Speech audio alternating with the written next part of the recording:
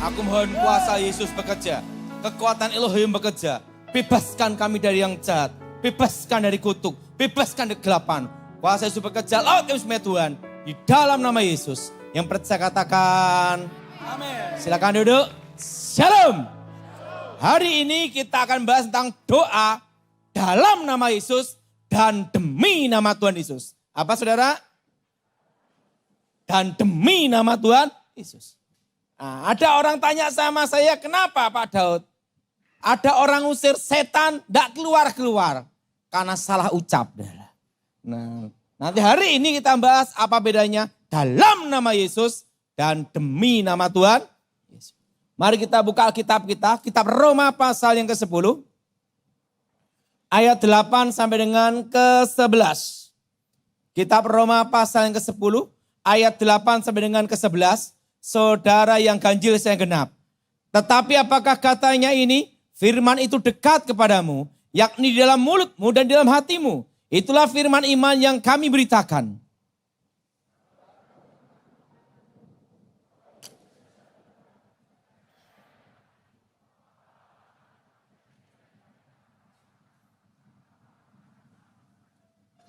Karena dengan hati orang percaya dan dibenarkan, dan dengan mulut orang mengaku dan diselamatkan.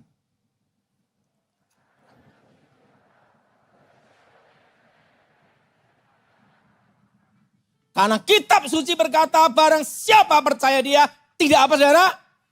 Dipermalukan. Dikatakan dengan hati percaya. Apa saudara? Dibenarkan. Dan mulut mengaku diselamatkan. Nah saudara, apa doa di dalam nama Yesus dan demi nama Yesus? Apa bedanya? Ada. Demi nama Yesus adalah doa untuk perang. Apa saudara? Doa untuk apa saudara? Perang. Untuk mengusir setan. Maka Alkitab berkata, mereka mengusir setan-setan demi namaku. Tapi doa permohonan, doa untuk minta pada Tuhan, minta lawatan Tuhan, kehendak Tuhan, dan rencana Tuhan, itu di dalam nama Yesus. Artinya dalam kehendak Tuhan. Ini semua, dalam kehendak Tuhan. Dalam rencana Tuhan. Dalam pelindungan Tuhan. Dalam benteng Tuhan. Dalam nama Yesus. Nah kalau doa makan demi nama Yesus, itu perang sama nasi. Harusnya apa? Berkati makanan, minuman ini, sucikan dalam nama Tuhan Yesus. Kalau ngusir setan, dalam nama Yesus, setannya yang bingung. Masuk dalam rencana Tuhan. Masuk dalam kehendak Tuhan. Beda. Maka dalam Alkitab berkata Injil Yohanes, mintalah di dalam namaku. Artinya itu permohonan. Permintaan, kekuatan, perlindungan dalam nama Tuhan Yesus. Suatu kali saya itu ada seorang teman, dia ngomong saya, Pak Daud, dia dekat dengan seorang jenderal bintang 4 gitu. Pak Daud dulu kan punya ilmu menghilang. Maksud ilmu hilang semua. Ya, repotnya itu kalau orang masih menganggap kita sakti, itu yang susah. Dada. Saya ngomong, ilmu saya udah hilang. Ya memang dulu saya punya ilmu menghilang. Kalau itu menghilang gimana? Orang tidak bisa lihat kita lihat mereka. Oh gitu Pak Daud, oh iya. Bener Dada. Suatu kali saya ditelepon. Waktu itu saya mau khotbah di tempatnya Michael ini. Di mana Michael ya? Sini ya? Di sini. Waktu mau khotbah di gereja sini, malamnya ditelepon. Sama Pas Pampres waktu itu. Dari istana adalah. Pak Daud, ini dapat perintah kode sandi ini nih. Padahal diminta untuk segera cabut berangkat ke Jakarta. Wah. Ada apa? Jenderal berpesan, kalau Pak Daud tidak mendampingi dia tidak berangkat. Dia minta Pak Daud harus mendampingi dia. Untuk apa? Pengamanan PAM VVIP, pengamanan elit. Yaudah, oke. Saya ngomong ke Michael, Mike, aku udah jadi khotbah, kami khotbah. Berangkat langsung dari Surabaya ke Jakarta. Nah itu dari BIN beritahu, Badan Intelijen Negara beritahu, posisi bagaimana? Peta perjalanan gini-gini. Dikepung. Ini demo semua Pak. Wah jenderal di demo ya? Oh iya gini-gini. Teman saya yang di samping ngomong, Pak Daud kan dulu punya ilmu menghilang. Bisa enggak menghilangkan? Wah ini yang susah. Kalau dianggap sakti. Saya ngomong, aduh gimana ini ya. Tapi saya masih ingat, kalau setan bisa melakukan, apalagi Tuhan. Ada satu hal, saya masih ingat kata-kata guru saya. Senjata yang terhebat bukan ada di tanganmu, tapi di dalam dirimu. Selama engkau punya keyakinan, engkau punya harapan, itulah senjata terkuat. Saya punya keyakinan bahwa Tuhan pasti selamatkan hidup saya. Dan Tuhan tidak permalukan.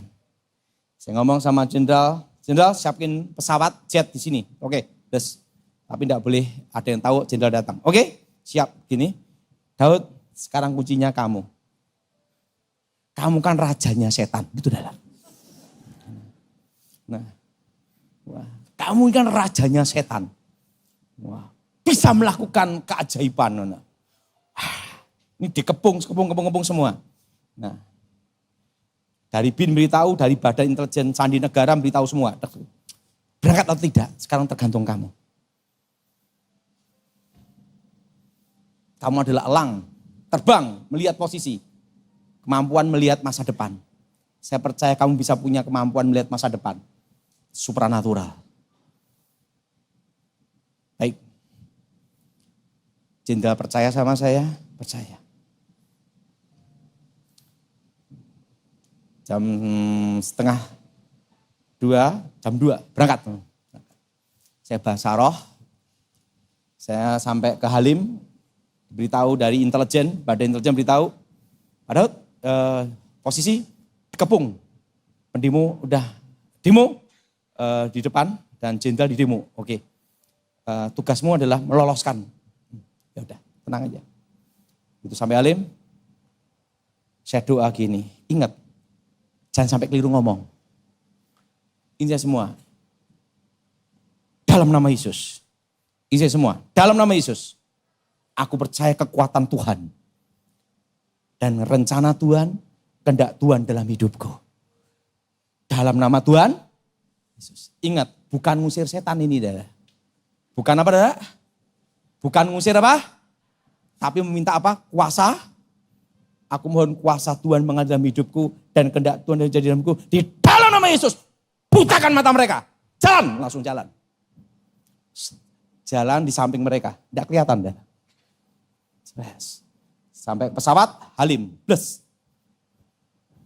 Kejet, des, pramugari, siap, semua, hormat semua, masuk. Sang teman saya ngomong gini, Daud, kamu masih punya ilmu menghilang ya? Saya ngomong, tenang aja. Apa yang saya rasakan waktu itu? Waktu saya doa, demi nama Yesus, butakan mata mereka. Itu kan di mobil, Dara. Ada suatu aliran listrik mengalir dalam tubuh saya. Kelihatan semua ada. Jalan, Dara. Ingat, Dara. Kalau perang harus apa? Demi nama Tuhan Yesus. Amin. Kalau minta permohonan dalam nama Tuhan Yesus. Suatu kali itu perang Sampit. Perang Dayak Madura. Bunuh-bunuhan di situ, Dara. Orang Madura dilindungi sama Brimob apa. Tiba-tiba kepala hilang semua. Ada. Itu kejadian Sampit. Merajalela sampai ada di Palangkaraya. Palangkaraya itu Pansus Dayak sudah untuk siap perang melawan Madura. Saudara, tapi saya malah diundang KKR. Orang bunuh-bunuhan saya ikut malah jadi pembicara KKR. Waduh. Karena mereka makanya orang yang anggap sakti itu yang susah. Mereka ngomong, Pak Dekon tukang santet pasti sakti gitu lah. Waduh ini repot. Begitu saya sampai judulnya apa? Mantan dukun santet. Otomatis yang orang-orang Dayak ini yang sudah bawa mando-mando ini ngelihat dukun santet nih gitu. Mereka tuh waktu ngejar Madura berhenti dulu ikut KKR. Waduh, ikut KKR gara-gara itu. Dan waktu itu asap tebel. Kan ada kebakaran, asap tebel. Jadi saya khotbah di atas asap. Wah, seminar, saudara. Nah, ingat, saudara. Sebelum doa ngusir setan, doa peperangan, harus ada namanya doa perlindungan. Apa, saudara? Nah, doa perlindungan itu beda, saudara. Doanya gini, saudara. Aku percaya dalam kuasa-Mu Tuhan, dalam kehendak-Mu, dalam rencana-Mu, dan dalam kekuatan-Mu. Dalam nama Yesus, dengan kuasa darah Yesus, sucikan tubuh, jiwa, rohku. Dalam nama Yesus, aku dalam perlindungan-Mu. Saya doa seperti itu. Itu namanya doa jelas, jangan kalau sudah ngusir setan, dalam nama Yesus setan keluar. Setannya bingung, aku masuk rencana Tuhan berarti ini. Bingung. Jelas, saudara? Arti dalam itu dalam kehendak, saudara. Dalam kuasa, dalam pelindungan, dalam kuasa yang mengalir. Beda. Kalau ngusir setan itu demi nama Tuhan Yesus. Ingat dalam kitab Hakim-Hakim. Pedang demi nama Tuhan, demi Gideon. Kan kalau orang perang melawan negara lain, bukan ngomong, dalam negara kita. Ya perang dewi-dewi di dalam, saudara. Jelas, saudara? Harus ngomong apa? Demi. Apa, saudara? Apa, saudara? Demi. Demi negara kita. Saya berperang, gitu, saudara. Bukan berkata di dalam negara kita. Ya pemberontakan di dalam, betul, saudara. Beda, saudara. Jadi saudara harus membedakan antara doa dalam dan apa, saudara? Demi. Nah, waktu itu saya doa dalam kuasa Yesus Kristus, dalam kekuatan Tuhan, dalam pelindungan Tuhan, dalam benteng Tuhan, dalam kuasa darah Yesus. Membenteng hidupku di dalam nama Yesus. Nah, tiba-tiba kepala Pansus Dayak itu di Palangkaraya ada. Makanya saya selama ini kalau saya khotbah di daerah Kalimantan pasti penuh semua. Karena apa? Karena dulu leluhur mereka ada yang masih hidup, ada yang sudah meninggal, itu tahu siapa saya dan pernah berhadapan dengan saya. Adalah. Mandonya tiba-tiba terbang gini. Adalah. Itu di asap itu terbang gini. Adalah. Dan orang bisa ngeliat. Adalah. Mando terbang itu memang ada. Terbang gini. Itu Brimob menjaga aja, tek, kepala hilang semua, putus. Adalah. Mandonya terbang gini, deng. Nah, waktu mandonya terbang gini, ingat, jangan keliru ngomong doa, betul? Betul? Ini bukan dalam, tapi saudara, demi nama Tuhan Yesus. Segala roh-roh setan, roh-roh jahat, roh kutuk, roh gelap, keluar. Demi nama Tuhan Yesus. Mandonya jatuh di depan banyak orang. Jatuh banyak orang. Itu langsung anggotanya semua, berdiri semua Mbak Mando gini.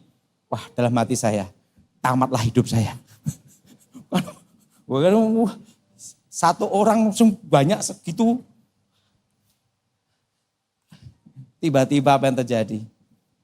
Begitu kepalanya kalah, jatuh mandonya, mereka datang, Pak saya mau bertobat. Gitu saudara.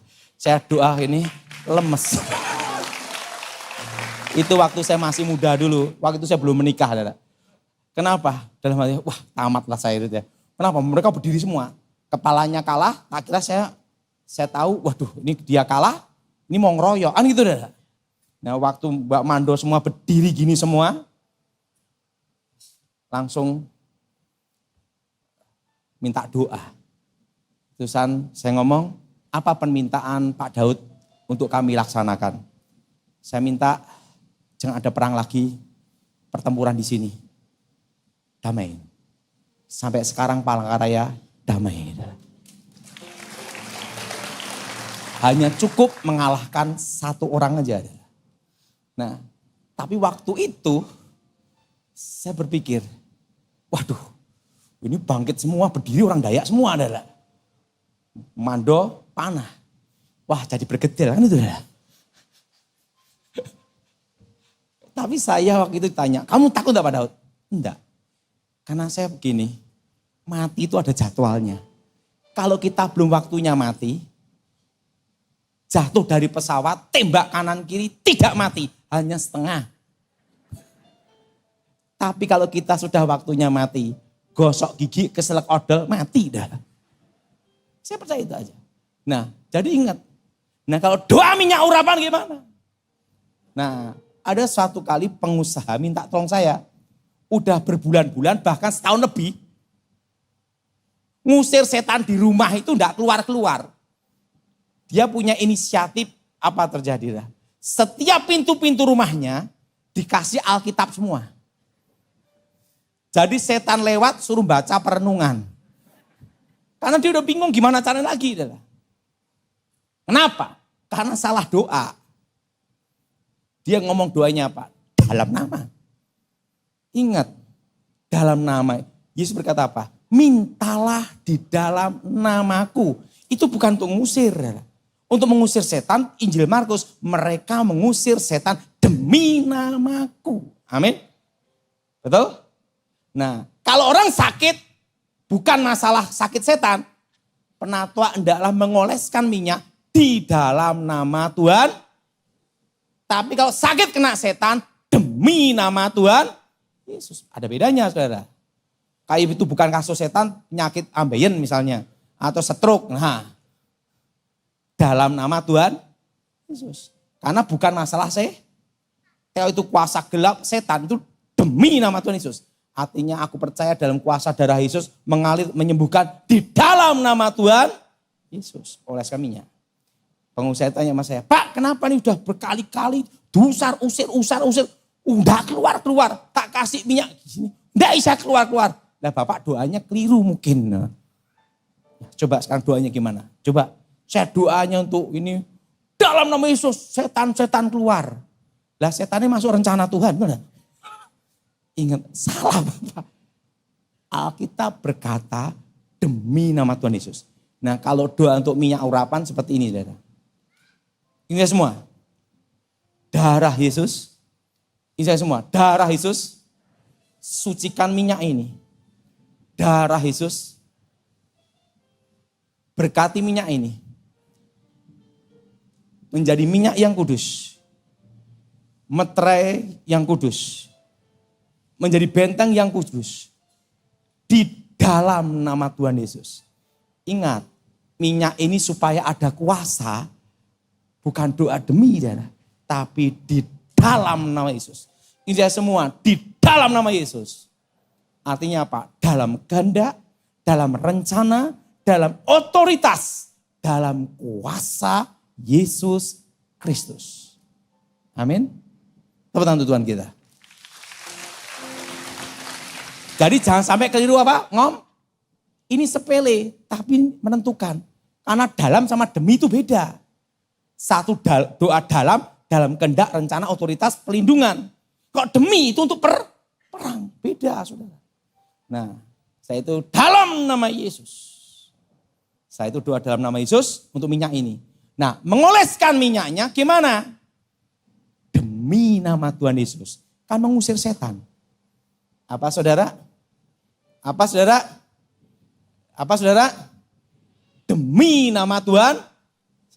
Setiap pintu-pintu. Demi nama Tuhan Yesus. Ada yang tanya sama saya lagi, Pak, kalau ngasih minyak urapan itu, apakah tiap hari yang senang pabrik minyak? Cukup sekali cukup. Tapi dengan iman yakin, olesi demi nama Tuhan. Nah, kalau untuk minyak, saudara, doanya gimana? Dalam nama, ini semua, dalam nama Tuhan Yesus. Nah kalau perjamuan kudus, Michael perjamuan kudus. Berkati anggur ini menjadi darah Yesus. Kuasa Yesus bekerja menjadi tubuh dan darah Tuhan. Itu apa? Dalam nama Yesus. Jangan keliru. Karena apa? Dalam kuasa. Dalam hadirat. Dalam kekuatan. Apa saudara? Dalam apa saudara? Dalam apa? Dalam kekuatan, dalam otoritas, dalam kuasa nama Yesus. Nah, ingat, ini kelihatan sepele, tapi menentukan. Misalnya gini, sudah menerima, sama akan menerima, beda enggak?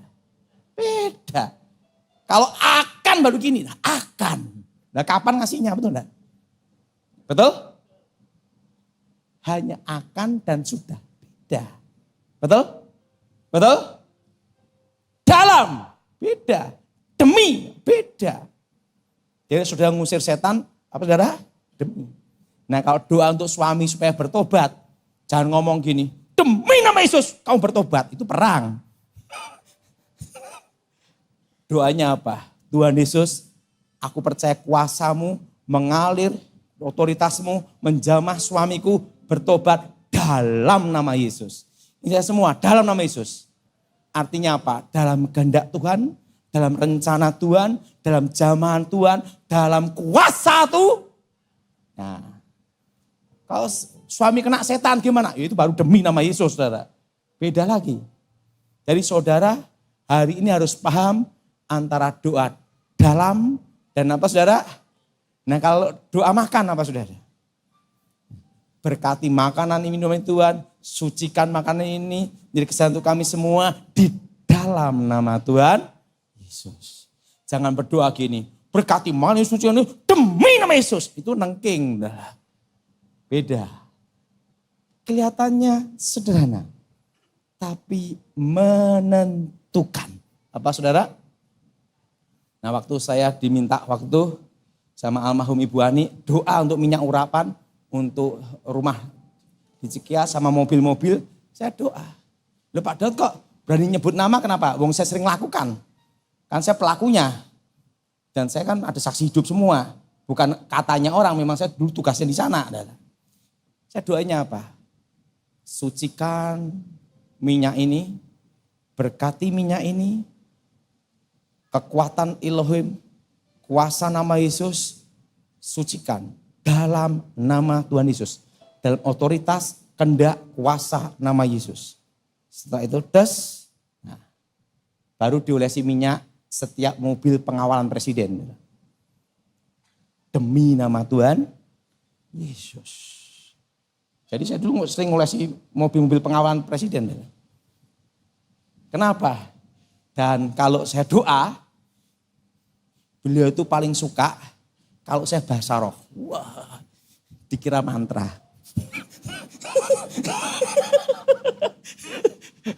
Almarhum Edi Wibo, saya doa, Tuhan Yesus berkati gini. Udah selesai, amin. Daud, belum selesai. Itu yang sikra apa. Oh iya. Jadi almarhum Edi Wibo itu sama Ibu Ani, kalau saya udah bahasa sikra baru yakin. Oh iya. Dalam hati saya dikira montrol tenan. Nah baru ada satu hal. Dalam nama Tuhan Yesus. Saudara, banyak orang sekarang nanya saya, Pak, Bapak kan yang mengatakan Gibran Capres dari tahun 2021 dan terjadi. Nah tahun depan bakal terjadi apa? Nah sekarang tak beritahu sejarahnya. Tahun 1997, tahun berapa saudara? Berapa tahun yang lalu saudara? Coba dihitung, berapa tahun lalu saudara? Berapa tahun lalu saudara? Berapa? Ya hitungan dewe lah. Saya lulus sekolah Alkitab tahun 96, lulus ranking 4, murid tinggal 4. Dan waktu itu, tahun 97 saya ngalami kecelakaan. Nabrak truk. Dan roh saya dibawa ke surga. Di situ ditunjukkan masa yang akan datang. Total semua itu sampai tahun 2035. Dan saya tahu masa saya juga sebentar lagi. Artinya saya belum mati. Tenang aja. Saya 2 tahun lagi sudah tidak terkenal. Ini jadi pertanyaan, Michael masih ngundang saya khotbah enggak? Nah itu aja. Karena 2 tahun lagi saya sudah tidak terkenal. Dan saya tahu itu. Karena saya tugasnya adalah menyampaikan pesan, messenger aja. Saya bukan nabi dan bukan pendeta, bukan orang hebat. Saya hanya penyampai pesan. Dan masa saya untuk terkenal hanya 2 tahun lagi. Dari tahun sekarang. Dan saya sudah siap. Karena itu sudah ditunjukkan kepada saya apa yang akan terjadi. Kalau kita siap naik, harus siap turun. Betul? Kak Michael ini Dia tidak mau naik, maunya turun berat badan. Dia tidak mau naik berat badan, turun. Nah, tahun 1997, saya ditunjukkan masa yang akan datang. Bahkan istri saya siapa, modelnya rambutnya seperti ini, calon istri, saudara. Kan jadi istri saya. Dan saya ketemu anak saya sendiri. Anak pertama, Felicia, ditunjukkan, perempuan. Di situ ditunjukkan masa-masa akan datang. Sampai 2035. Di situ saya melihat wajah-wajah, saudara. Masa yang akan datang. Dan bagaimana Indonesia akan terjadi sesuatu. Saudara. Kelihatan semua di situ. Saudara. Saya disuruh kebalik lagi, hidup lagi. Yang jadi pertanyaan, siapa yang percaya untuk saya menyampaikan pesan itu? Karena saya orang desa, siapa yang percaya? Karena zaman itu yang terkenal adalah Pendeta Alex Abraham Tasunapura, Niko, dan Timotius Arifin. 3 ini. Sedangkan saya, sekolah Alkitab aja lulus karena anugerah. Siapa yang mau tahu? Dan tidak kenal. Tapi di dalam suara itu dikatakan, jutaan manusia akan mendengar. Yang jadi pertanyaan waktu itu, gimana jutaan bisa mendengar? Wong saya aja pertama kali khotbah yang datang 2 orang. 1 gila, 1 normal. Saya khotbah, dia ikut khotbah. Jadi untuk bisa menyampaikan pesan untuk jutaan manusia itu gimana caranya? Dan zaman itu tahun 1997. Orang makan KFC, Kentucky Fried Chicken, itu orang kaya. Betul? Betul? Betul? Dan zaman itu Aqua diketawain. Air lo dijual. Betul enggak? Betul?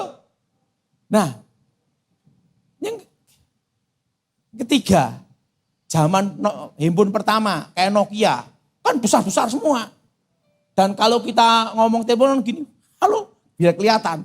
Dan itu tuh ngelempar mangga jatuh, betul enggak? Besar-besar. Ya kan? Nah, ini jadi pertanyaan, siapa yang akan mendengar pesan itu? Saya memikirkan hanya saya nanti akan khotbah 1.000 orang. Sampai mati pun tidak pernah kesampaian. Harus berapa puluh ribu gereja. Waktu itu saya tidak kepikir apapun deh. Saya rasa nih Tuhan ngomong ini benar apa enggak ya? Jutaan manusia akan mendengar pesan itu. Saya rasa enggak mungkin.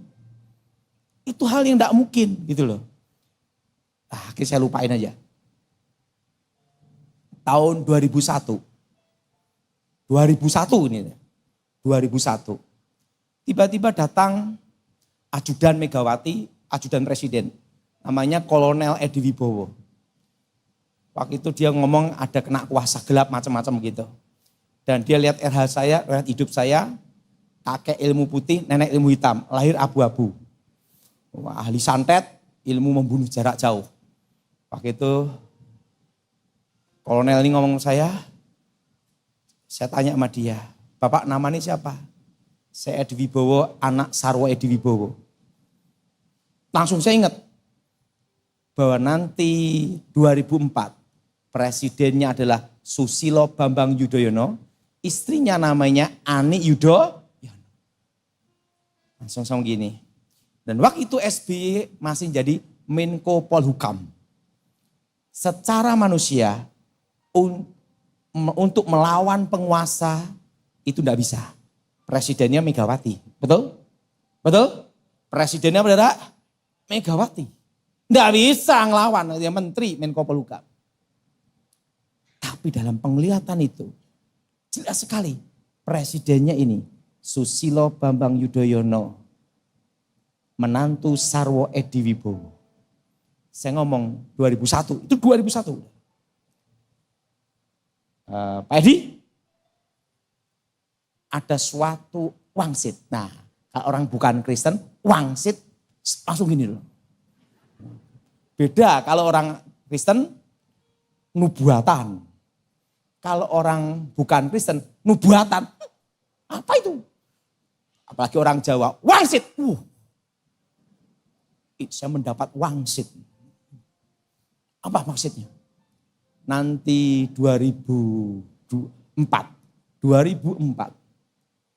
presidennya adalah Susilo Bambang Yudhoyono, kakak iparmu. Dan pasti terjadi. Dia ngomong apa? Tidak percaya. Tidak mungkin. Tidak mungkin Pak Daud. Tidak mungkin. Kenapa? Karena presiden waktu itu Megawati. Kakak saya menteri. Ngelawan penguasa. Tidak mungkin. Saya ngomong, yang maha kuasa. Tahun 1997 saya mendapat penglihatan. Kakakmu jadi presiden. Pak Daud, ucapan Bapak ini saya sampaikan ke kakak saya, Mbak Ani, karena Pak Daud adalah manusia satu-satunya di muka bumi yang berkata kakakku pasti jadi presiden di 2004. Sampaikan. 2004 menjadi presiden SBY. 2004. Makanya saya terpilih di antara 200 juta manusia menjadi pengawal presiden. Dan saya satu-satunya sipil, bukan dari militer, yang dipercaya mengawal presiden secara rahasia. Dan itu tim khusus dipilih dari pasukan-pasukan elitnya elit sebagai pengawal presiden secara rahasia dan senyap. Kenapa? Karena 2001 saya berkata, kakakmu lah yang jadi presiden. Setelah itu 2009 waktu itu Edi Wibowo jadi Danjen Kopassus. Pak Daud katanya mendapat suatu wangsit dari Yang Maha Kuasa. Buktinya kakak saya jadi presiden. Nah, saya ingin wangsitnya itu tolong diberitahu semua A sampai Z. Apa yang akan terjadi sampai 2035 untuk Indonesia. Ini penting sekali katanya. Pak Edi percaya. Pak Edi, kalau Pak Edi percaya, saya akan sampaikan semuanya. Oke. Tapi Pak Daud harus sesuai logika juga. One Team Press, Dewan Pertimbangan Presiden, semua akan saya panggil ke sini. Jadi yang profesor-profesor, doktor, kaburator yang mengkilap, wah udah kinclong, itu dari Polhukam, politik hukum HAM. Setelah itu dari One Team Press, Dewan Presiden, Sekretaris Dewan Penasihat Presiden, semua apa. Pokoknya semua yang ahli ekonomi, makro, mikroekonomi, semua dipanggil. Itu di Cikias. Yang tidak hadir waktu itu hanya Sekwan Penasihat Presiden aja. Tapi One Team Press lain semua datang. Ditemui Pak Edi, mereka dengerin. Coba sampaikan. Semua data akan dibuka semua. Supaya kita tahu yang akan terjadi untuk negara kita, masuk akal enggak? Anginnya akan datang 18-19. Badainya akan datang 2020. Ekonomi akan berhenti seluruh Indonesia. Setitik terang datang di 2023. Dan 2025 kita semua akan mengalami resesi ekonomi. Sampai 2026. Dan 2027 terjadi pergerakan ekonomi. Dan Indonesia pulih sampai 2035. Tahun berapa Dara? 2035. Terusan apa pesannya? Pertama, berkebun. Itu di 2009. Berkebun. Kedua, beli tanah. Sekitar pinggir kota, 2 mobil lewat. Itu sebelum tol jadi loh Dara. Di 2009. Karena terjadi perluasan di situ. Pinggir-pinggir jalan. 2 mobil lewat, pinggir kota. Terusan berkebun. Berarti yang terjadi krisis pangan di sini. Dia bilang gitu. Berarti akan terjadi krisis apa? Krisis apa? Pangan di sini. Selanjutnya setelah berkebun ada lagi. Apalagi Pak Edi? Yang mau tanyakan. Ini Pak Edi. Berkebun dan yang ketiga menyimpan emas dan dolar. Karena harga emas akan naik. Itu 2009. Dan dolar akan naik. Kaget ya? Dolar akan naik. Oke. Coba sekarang One Team Rest stop dulu ada. Buka data semua, obligasi, sun, utang negara semua. Semua di logika semua, dikalkulasi semua. Saya mau tahu. Nah itu perintah adiknya Ibu Ani Yudhoyono, langsung dibuka semua ada. Langsung ngomong, Jenderal, nanti di 2021, utang negara kita akan tembus 5.000 triliun. Dan dolar akan tembus 14.000. Datanya ini Jenderal, itu 2009. Ini masuk akal katanya. Akan terjadi pergerakan ekonomi seperti ini, masuk akal. Ketiga, dan nanti akan ada 10 tahun ke depan tuh Cina akan menguasai Indonesia. Itu kapan? Saya beritahu udah. Nah setelah itu tunjukkan semua. 2000 dan yang keempat, jangan utang bank waktu itu tahun 2025 dan 2026. Karena kondisi ekonomi akan seperti ini sampai 2026. Terutama KPR, utang bank, jangan. Kalau yang utang segera lunasi. Kalau enggak bisa bayar utang gimana? Jangan nambah lagi. Karena kondisi seperti ini masih sampai tahun berapa Dara? 2026. Ngomong sebelahnya, hati-hati gesek kartu kredit. Siapa yang setuju angkat tangan adalah. Nah, setelah itu, Jenderal gini. Oke, apalagi Pak Daud? Ini nih, Jenderal. Pak Daud, ini perintah saya. Tidak boleh memberitahu siapapun sampai SBY tidak jadi presiden lagi turun, boleh kamu beritakan. Karena kamu rank 1 nanti bocor repot kemana-mana ini. Bisa gaduh. Itu tak simpen. 2015 saya sampaikan pesan itu. Badai akan datang 2020. Ekonomi akan berhenti seluruh Indonesia. Semua orang tidak percaya. Justru mengatakan saya gila. Gitu. Tidak percaya semua. 2019 Pak Gilbert cerita sendiri sama Michael. Pendeta-pendeta datang mau mecat saya. Waktu itu tidak bisa mecat saya. Karena saya bukan pendeta. Mereka bingung. Saya bukan pendeta, bukan penginjil gereja. Jadi bingung. Enggak? Januari 2020. Mereka datang ke Gilbert. Daud yang bikin resah gini.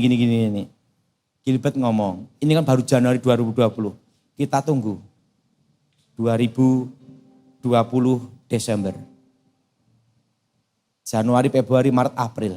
Corona. Betul? Betul? Betul? Betul? Badai datang.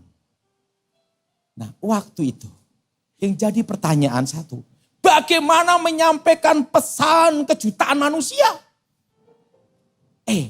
Tiba-tiba saya sama Michael, karena saya tidak ada kerjaan, dia juga nganggur tidak ada kerjaan. Karena apa? Kan tidak boleh kebaktian. Dan yang sakti orang Batuk, bubar. Betul? Betul? Betul? Tidak boleh kebaktian, tidak boleh saling kumpul. Betul? Dan saya di kebun, kan berkebun. Michael ngomong, ya Pak Daud. Dan perlu dia tahu, saya itu kira-kira hampir 2 tahun, saya pelayanan di GSJS, ini saksi hidup ya. Saya tidak terima persembahan apapun loh. Coba Michael angkat tangan, betul enggak Michael? Kenapa? Lah gereja bokek, saya juga bokek.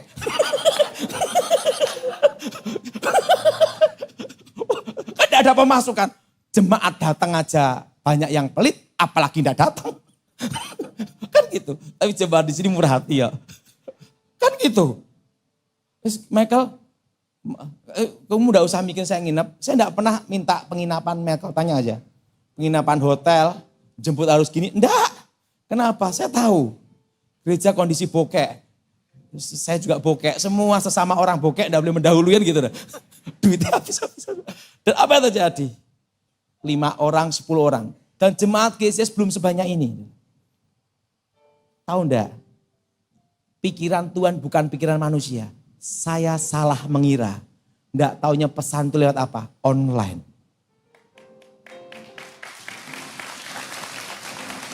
Yang waktu 97 saya enggak tahu bagaimana cara, apakah saya harus ngomong ke satu-satu orang pesan itu. Kan bingung gimana. Betul? Betul? Betul? 2021, bulan Mei. Ini bulan Mei. Saya lihat malaikat mau turun dari surga. Jakarta ke Surabaya. Ini saksinya Michael di online. Banyak orang ngetawain, mana malaikat mautnya? Kan itu dah. Betul? Begitu Juli, Delta. Betul? Setiap 5 menit banyak yang mati. Wah, tambah yang mau lihat banyak banget. Banyak yang nelpon saya. Pak Daud, malaikat mautnya di mana? Di atap rumahmu.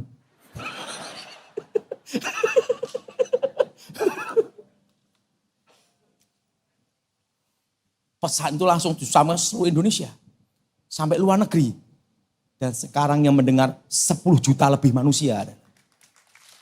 Artinya apa? Bahwa kalau Tuhan itu memberi pesan, kita enggak usah mikir gimana caranya. Wah, dan 2021 di Pondok Indah, di rumahnya Jenderal Muldoko. Saya nyebut nama, silakan cek orangnya masih hidup.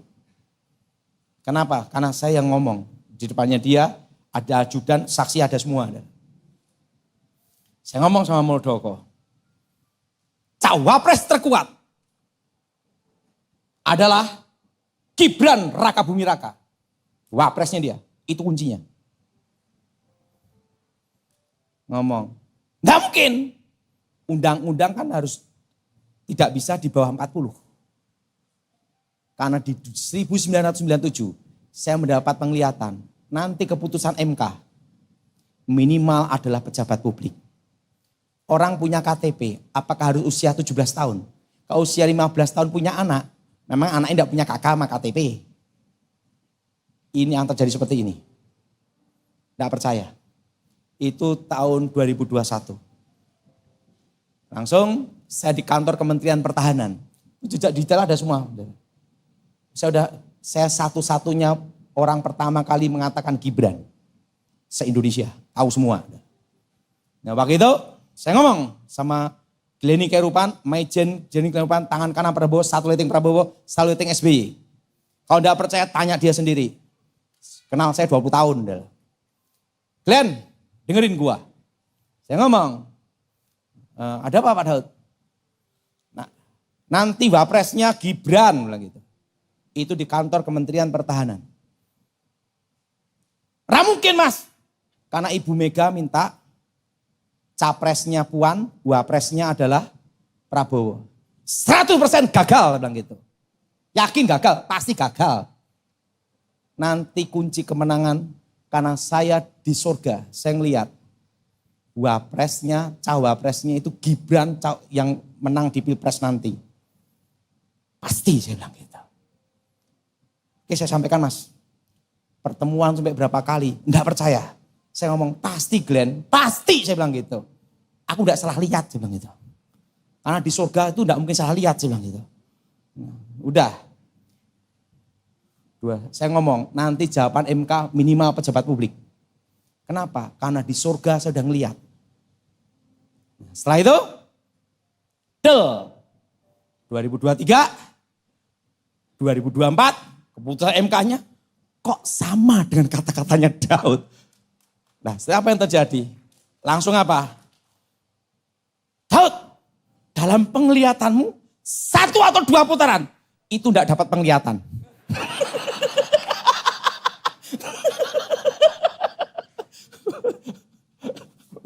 Saya aja beritahu Pilpresnya yang menang Prabowo Gibran, udah pasti. Tapi aku enggak mungkin ngomong di publik 100% yang menang Prabowo Gibran. Bisa kena undang-undang Bawaslu, masuk penjara saya. Makanya di YouTube semua, 95% cawapresnya Gibran terkuat. Supaya saya aman tidak masuk penjara. Udah. Namanya cipta kondisi. Sudah lihat aja, semua cawapres terkuat Gibran 95%. Itu 2022. Nah setelah itu, Prabowo Gibran menang. Ditelepon lagi saya. Dilantai enggak? Enggak dapat penglihatan di situ. Karena saya hanya dikasih tahu, Pilpres yang menang Prabowo Gibran. Ya pasti dilantik lah doa saya. Gitu. Nah setelah itu, apa yang terjadi di 2002, 10 tahun lagi. 10 tahun lagi dari tahun sekarang. Katakan sama sebenarnya, 10 tahun lagi. Dari sekarang. Indonesia dikuasai Cina. Ekonominya. Yang berhubungan dengan apa? Pertama, IT. 2, otomotif. 3, ini penting saudara. Otomotif. 3, metal. 4, mesin. 5, tekstil. Semua itu akan dikuasai Cina 10 tahun ke depan. Seluruh Indonesia yang bisa bertahan menghadapi itu gimana? Hanya ada 4. Nah ini penting untuk generasi muda sekarang. Yang pertama, pertanian perkebunan. Apa saudara? Apa saudara? Apa? Pertanian perkebunan. Jam berapa ini? Oh iya. Oke. Pertanian dan apa saudara? Kedua, perikanan dan peternakan. Apa saudara? Peternakan. Dan yang ketiga, ini saudara, kuliner.